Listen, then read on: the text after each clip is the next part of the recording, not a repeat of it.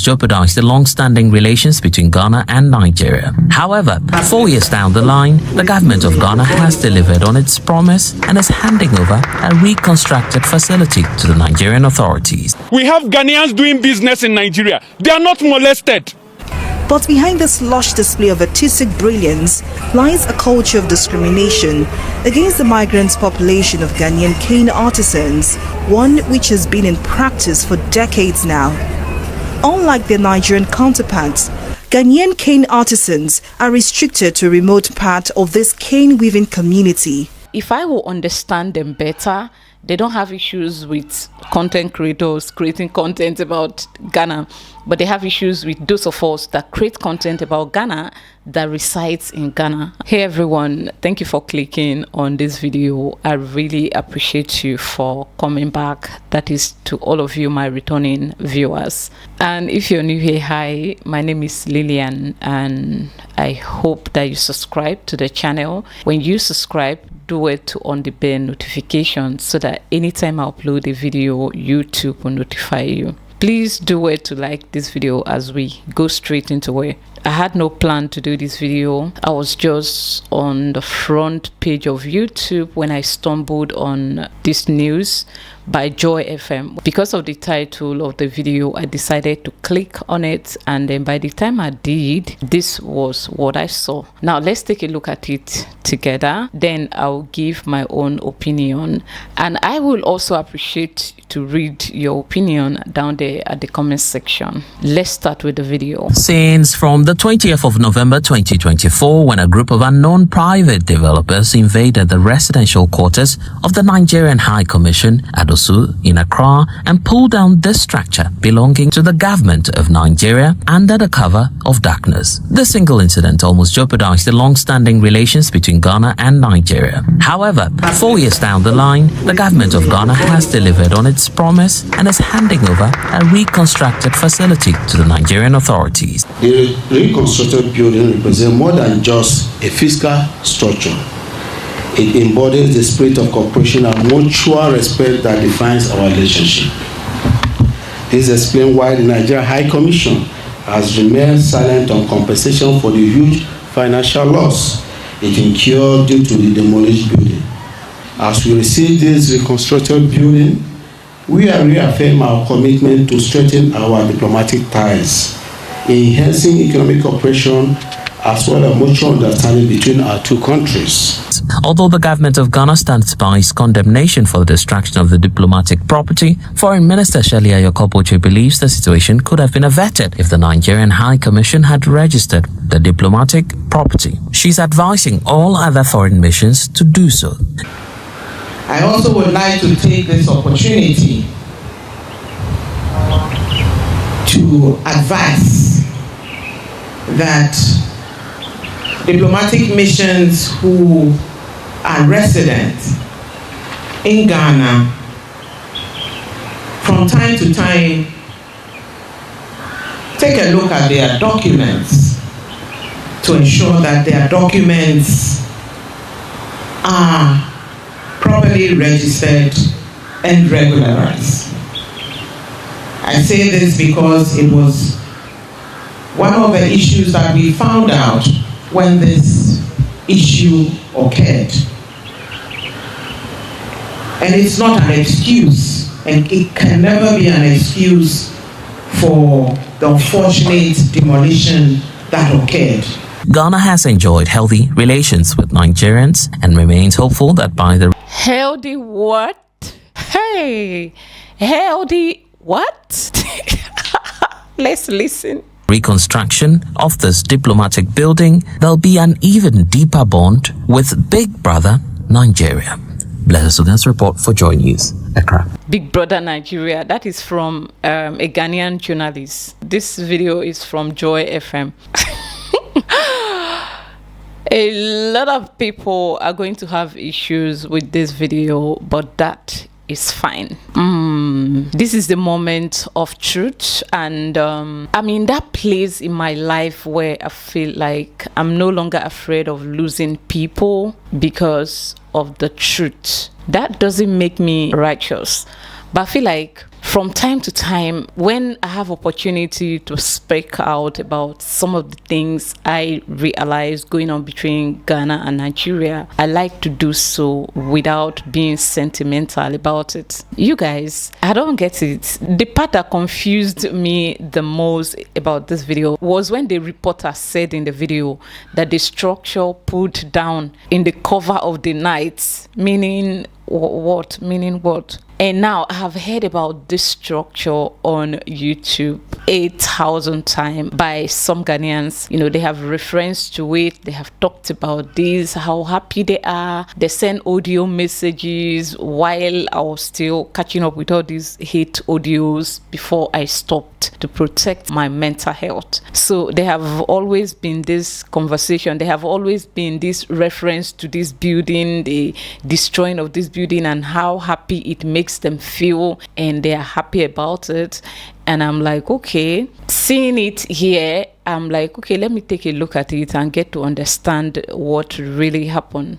Now, before we go further into the video, let me see if I can find another video that I saw here that always breaks my heart. The first time I watched this video, I cried. Hold on, let me look for it and play it, because I will not sit here and pretend that Nigerians and Ghanaians have good relationships when regular people are suffering whatever is happening. Like before now, I used to think it was an online thing. I didn't really read meanings to it. Now where I feel like we should have this conversation for the sake of those that are not on social media. Now we do ourselves. We have Ghanaians doing business in Nigeria. They are not molested. We are not saying Nigerians should spoil or break laws of nations. I would never condone criminality. I would never condone anything that is bad. Whosoever is bad, deal with that person. But when you are implementing such law as the GIPC law that stipulates people shouldn't sell in certain part of the market, apply it with human face. Because if ECOWAS protocols and laws are ignored for the sake of this, let's always apply whatsoever we do with human face. The first time I was here to locate the Ghanaian cane weaving community, a Nigerian told me point blank that these Ghanaians would steal my money. I was curious, and I wondered why these two nationalities who share the same profession would have such level of animosity between them. And I'm here to find out why. If you're familiar with Maryland in Lagos, it is difficult to miss this beautiful display of handmade cane crafts. Beneath the Maryland Bridge, linking the Ojota area of the city, cane-based products such as chairs of all varieties, living room seaters, house decor, as well as baskets of all shapes and sizes are sold here. But behind this lush display of artistic brilliance lies a culture of discrimination against the migrant population of Ghanaian cane artisans, one which has been in practice for decades now. Unlike their Nigerian counterparts, Ghanaian cane artisans are restricted to a remote part of this cane weaving community. So what is the genesis of this unfair practice, and why has it been perpetrated for so long? To find out, we paid a visit to Monkey Village, just behind the Maryland cane weaving community, where the Ghanaian cane weavers live and work. This is Monkey Village, right here in Mende, Maryland, Lagos, Nigeria. In what appears to be the outback of the area, Ghanaian cane weavers are not allowed to venture beyond these parameters. While Nigerians are allowed to display their products, Ghanaians serve as laborers who manufacture these cane products for a fixed price. 54-year-old Adeyemi Bolarinwa concentrates hard as he weaves his basket. His calloused hands work deftly, and in a matter of minutes, he finishes one of his orders. Bolarinwa's father is Nigerian, but his mother is Ghanaian. Despite his being a Nigerian, Bolarinwa cannot sell his products directly to buyers. He can only sell to a group of Nigerian cane weavers, who in turn sell directly to customers. It's a rule among the Cane Weavers Association here, which restricts non-Nigerian cane weavers from dealing directly with customers. They brought some job for one Nigerian man, according to the history, from 1986. Then the man delayed the job, and they saw another Ghanaian man. They went to, as a Sheraton hotel, So they went to the Ghana man. The Ghana man did the thing in time as they want. So the contract go to that Ghana man. So then, now those people are the indigenous work against foreigners that they can share a place together. So the moment they granted that law still will work from 86 up to by this time. So Ghanaians don't have any choice to meet customer or something like sell in direct. So always we are in backyard that when they receive the order, they come and give us a job. That's the situation where we are facing now. As migrant workers, Bolariwa says he and other Ghanaians have no choice than to obey this restrictive rule. So they keep low and make the best again. That is okay. That is okay. Before we get to the part that will anger me the most, see what we are doing to ourselves. These people are not on social media. They can't speak. Thank God for the journalists. So I think now I'm beginning to understand journalism. It's about speaking the truth, right? And you guys, God bless you, okay? Media, the media, God bless you. You guys are the one doing the real job, not us. Now I'm getting it. Now, but do you know who my heart breaks for the most? Bolariwa.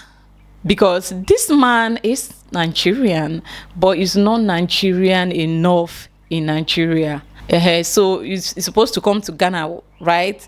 Right now, he is not Ghanaian enough. So where is this man supposed to be? And this is why my heart bleed for my daughter. Like, my heart bleed for her. So it means she's never going to be from anywhere. Now that is that. Let's talk about the relationship between Ghana and Nigeria. How healthy is it, as a matter of fact, without being sentimental about it? Because you're Ghanaian or because you're Nigerian, you now want to say, how healthy is the relationship that we have going on? Let us be frank. Apart from we as human beings, let's say you are nice to me because you're a nice person, or because you like me, or I'm nice to you because you're a nice person, or probably because I like how you behave. I mean, take away all of that and let us be honest. What is the relationship, the true relationship between Ghanaians and Nigerians? Because I'm confused. For me, if you ask me, the comment section is there. Don't forget to leave your own opinion. But in my own opinion, I feel like what we have going on is not classified as a healthy relationship. If you ask me to name it, I'll tell you we have toxic relationship going on for us, Nigerians and Ghanaians. And I don't know, it's as if the government is forcing us to be together because they have, probably because they are trying to make up for what they have done in the past, how they divided us back in the days when there was this deportation of these ones go away, then this one retaliating. I feel like their government taught us to be ununited, and now it has gotten into our own hands, and if we are not forced to cohabit, I feel by now there's nothing going on between us. Because for me, my own understanding of a good relationship is a relationship where people like themselves. What we have is do we like ourselves? I don't get it. I don't think so. I don't think we like ourselves. I know that Nigerians are not the easiest people to be loved. We are difficult to love, right? Due to how we behave, especially with our exploitation of bad behavior. But it still leaves me wondering, do we really have a good relationship between us? If I'm to speak without fear, I will simply tell you I don't think so, because so many things are happening. And when people are doing live stream, YouTube will introduce the live stream to you even if you're not subscribed to that channel. Recently, I was introduced to a live stream right on the front page of YouTube, and it's a channel that I was subscribed to before I unsubscribed, because I needed to be healthy, to be able to focus on my life and focus on the positive things that I can find in Ghana. So I stopped going there. But this particular live stream appeared, and this day I was cooking. So I decided to go to the kitchen with my phone and decided to listen to what they were saying. Those that called in to say whatever they were saying. They were having their conversation about their country, and the main topic were Nigerians in Ghana. And they went on and on and on to talk about, they got to the part of Nigerian YouTubers in Ghana, not even about Nigerians that are creating content about Ghana, but they were particular about Nigerian YouTubers in Ghana and how they are tired of them. They just want them gone. So while they were discussing, they were discussing about so many other topics, how the strategy to push so that they can send these criminals, Nigerians, out of Ghana. Someone called in. I think I got into the live stream at the right time. The person called in, and the person he brought up the issue of the Nigerian YouTubers in Ghana, how he hates them, how he's tired, he's sick. He now mentioned Linda Ogini. So they corrected him. That is not Linda Ogini, it's Lily Ogini. And the person was saying that one, he has warned her.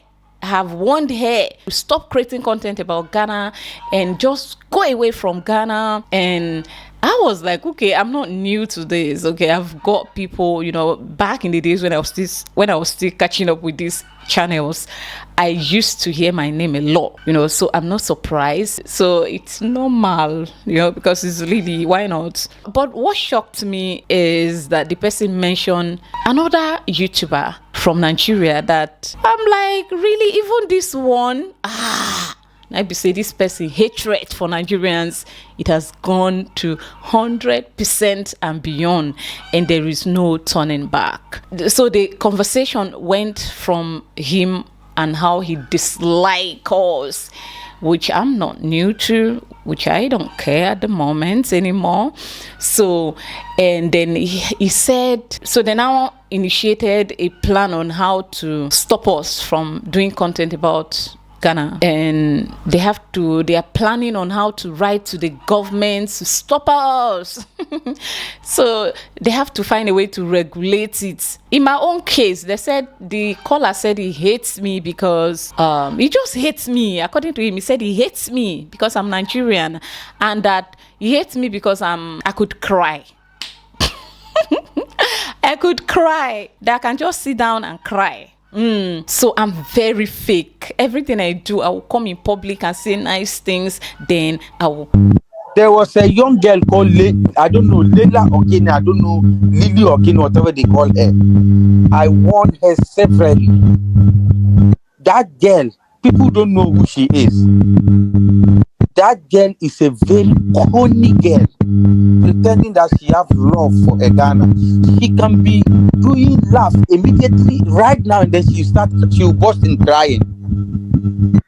This type of people, be afraid of them. And then Ghanaians contacting her, can I get your Momo number? Especially those living in abroad. Can I get your Momo number? What the hell are they doing?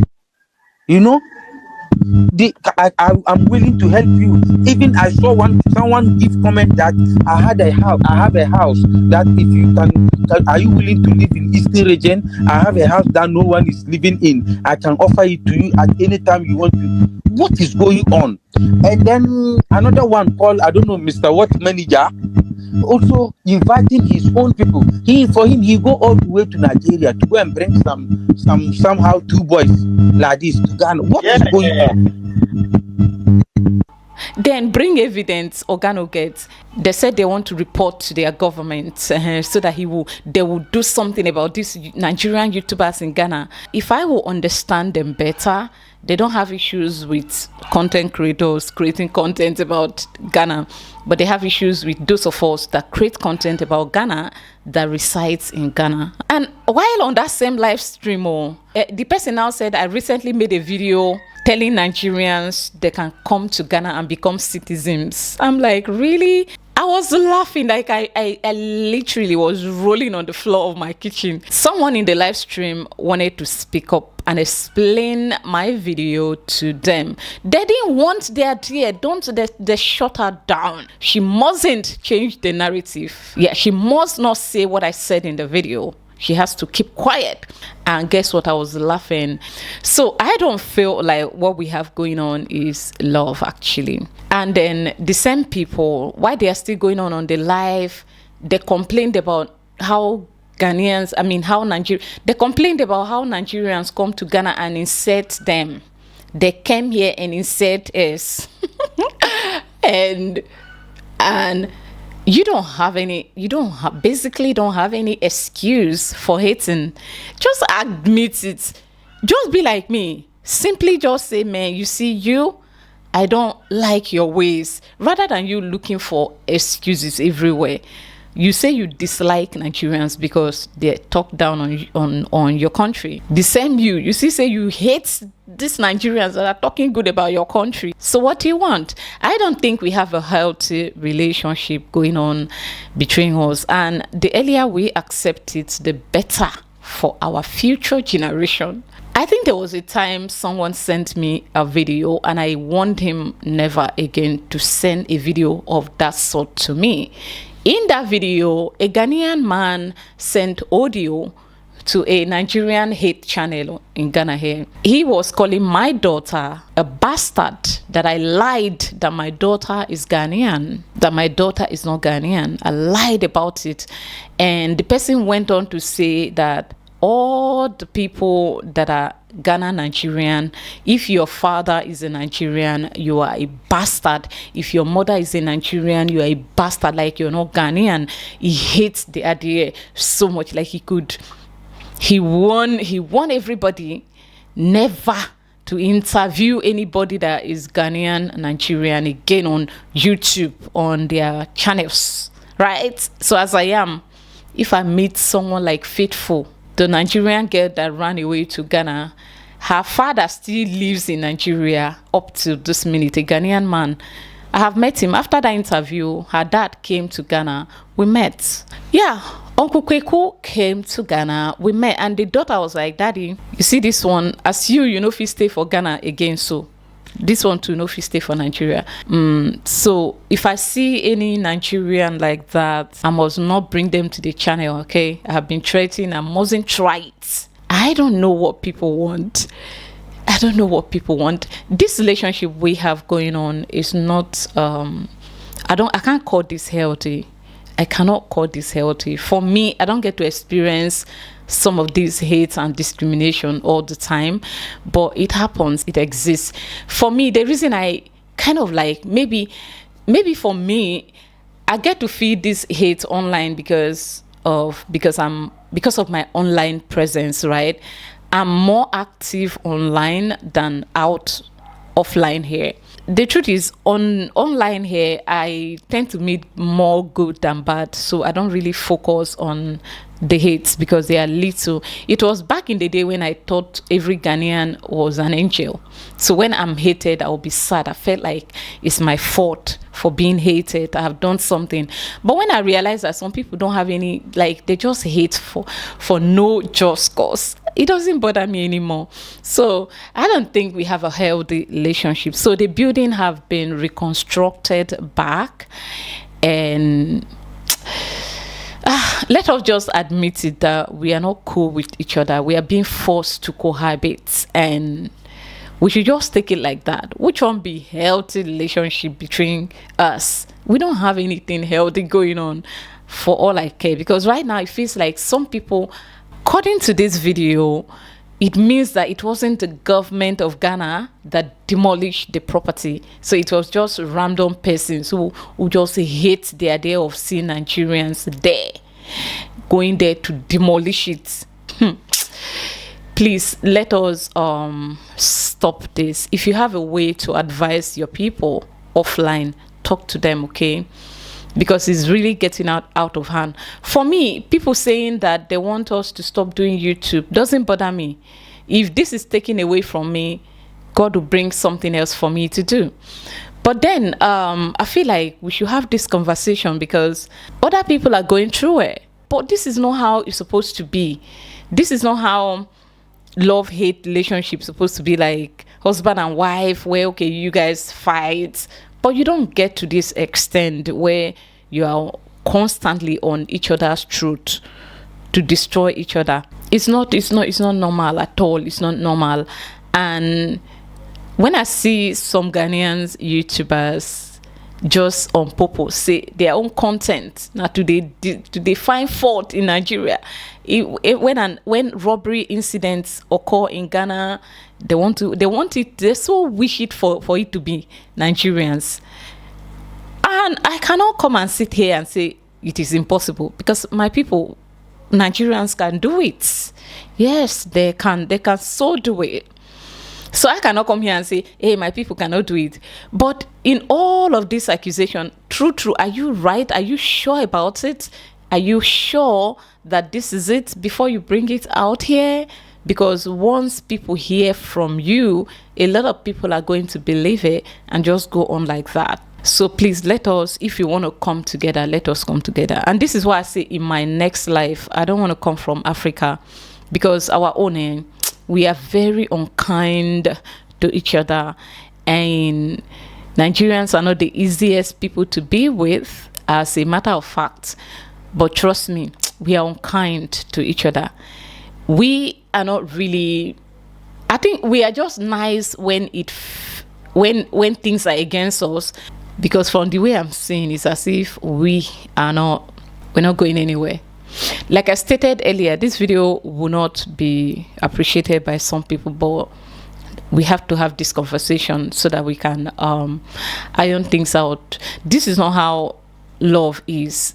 Okay, if we are going to love each other, let us try and do it. Okay, let us do it, especially the people out there. For me, the online hates doesn't move me that much. Like, it doesn't move me like before. I used to be broken. I used to be sad. Oh my God, I love these people, why do they hate me?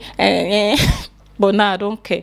So the man that called on that live stream he said he's tired, he hates anything Nigerian. So please, we don't love each other, okay, but we can try to love each other by being nice to one another. And I think I'm ending my video here. I'll see you guys in my next one. To-do.